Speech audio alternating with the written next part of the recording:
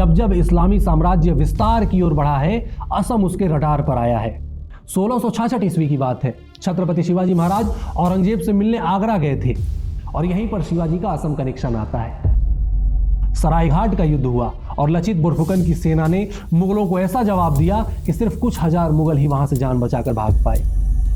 2016 में जिस चुनाव को लास्ट बैटल ऑफ सरायघाट समझा गया था, ठीक उसके 10 साल बाद 2026 में वही कट्टर इस्लामी सोच एक बार फिर से असम को खा जाने के लिए आई है।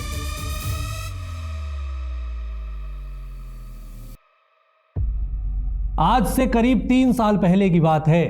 मैंने दिल्ली मेट्रो में एक पोस्टर देखा था। पोस्टर किसी लचित बोरफुकन के नाम का था, जिनके जन्म को 400 वर्ष हो गए थे और असम की हिमंता बिस्वा सरकार उनकी जन्म जयंती को सेलिब्रेट कर रही थी। पोस्टर देखकर मुझे लगा कि भाई लचित बोरफुकन कौन है, पहले तो मैंने कभी इनका नाम नहीं सुना। मैंने अपनी प्रारंभिक शिक्षा बिहार में पूरी की और करीब 12वीं कक्षा तक मुझे इतिहास की किताबों में लचित बोरफुकन का नाम पढ़ने को या देखने को कभी नहीं मिला था। उस दिन जब मैंने लचित बोरफुकन के बारे में गूगल किया तो मुझे बैटल ऑफ सरायघाट के बारे में पढ़ने को मिला।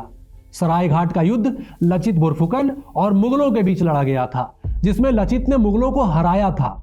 जब मैं उस युद्ध की स्टोरी पढ़ रहा था तो मेरे रोंगटे खड़े हो गए। सरायघाट का वह युद्ध किसी भी मायने में छत्रपति शिवाजी महाराज के नेतृत्व में लड़ा गया सिंहगढ़ के युद्ध से कम नहीं था। उस दिन के बाद से सरायघाट मेरे लिए हल्दी घाटी की तरह पवित्र और लचित बोरफुकन मेरे लिए छत्रपति शिवाजी महाराज और महाराणा प्रताप की तरह वीरों वाली श्रेणी में आ गए।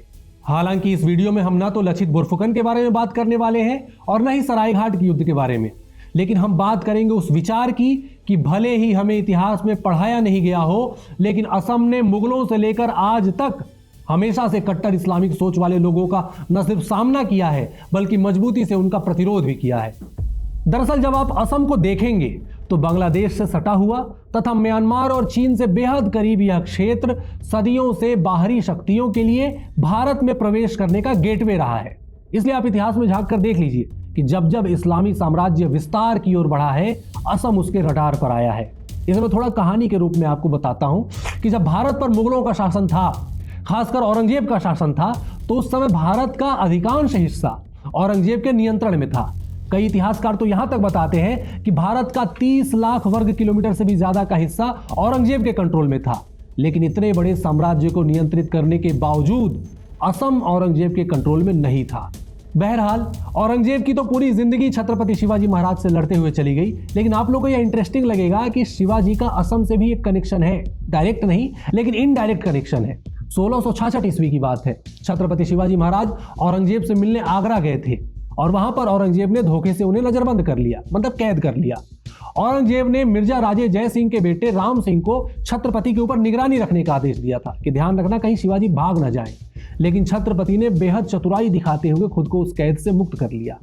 जब औरंगजेब को यह पता चला कि छत्रपति शिवाजी महाराज राम सिंह के कैद से आजाद हो गए हैं तो औरंगजेब तिलमिला सा गया।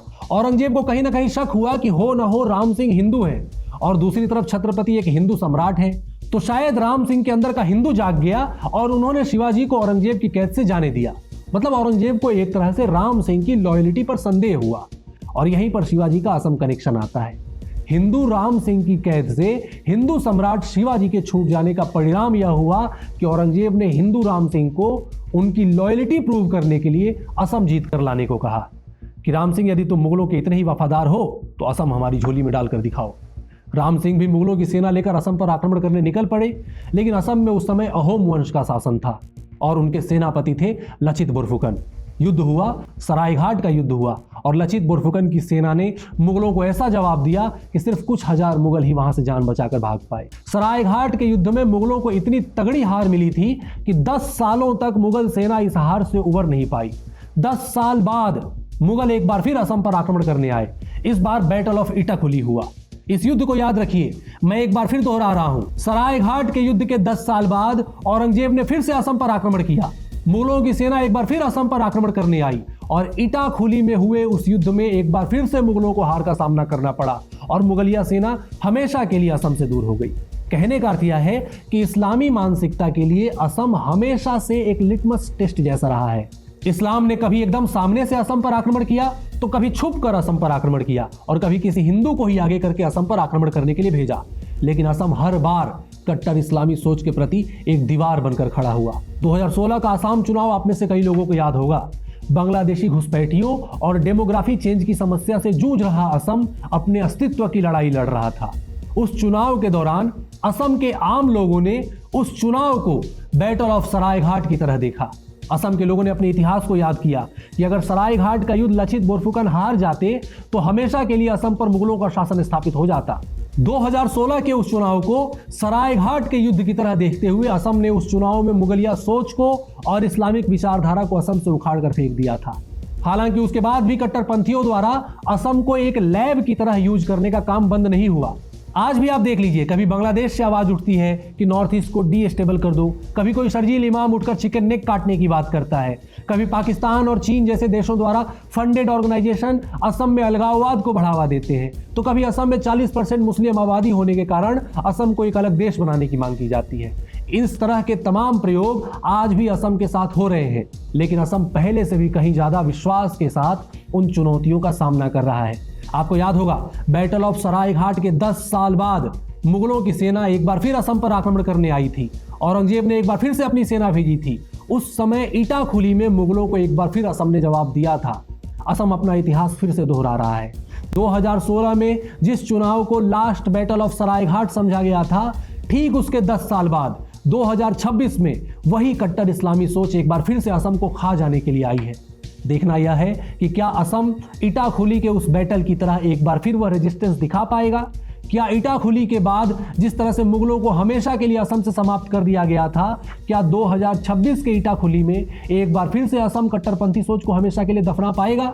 ऐसे कई सवाल हैं, लेकिन इसका जवाब सिर्फ असम के लोगों के पास है। असम जो जवाब देगा वह देश के बाकी हिंदुओं में एक आत्मविश्वास भरेगा कि 40% से भी ज्यादा मुस्लिम जनसंख्या होने के बावजूद भी गजवाए हिंद को रोका जा सकता है।